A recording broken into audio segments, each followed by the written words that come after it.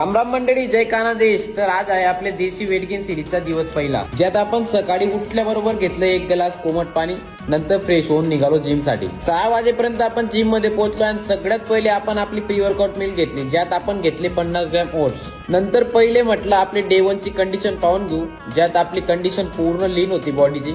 नंतर मग थोड्या वेळानंतर 9 वाजेला बॉडीचं वेट चेक करून घेतलं आणि वर्कआउटला सुरुवात केली. त्यात आपला होता आज चेस्ट ट्रायसेप डे.